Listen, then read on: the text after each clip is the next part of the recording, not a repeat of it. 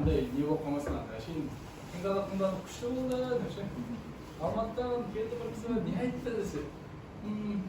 мә күшті болды бірақ ше сен тыңдауың керек еді сондай болып қалмасын прям айтып бере алады да ең болмаса үш нәрсеңіз болсын иә кішкентай баланың эмоциясы былай жұмыс істейді адам мороженое берсе жарайды дейсің қуанды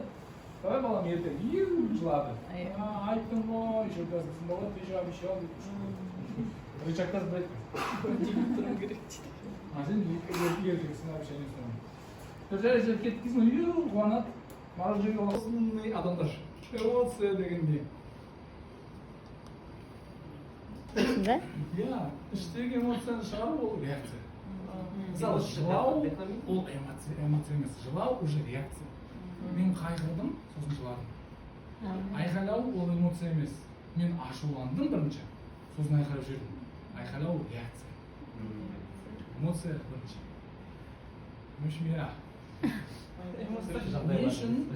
не үшін сіздің балаңыз немесе біз өзіміз соткаға кіріп кете береміз очередь болса соткаға кіріп кетесің автобуста тұрсаң соткаға кіріп кетесің жаңа мен бақытқа арман бар ол жақта иә и ол маған бақытты болу эмоциясы сыйлайды мен өзімді бақытты сезінемін қысқа мерзімді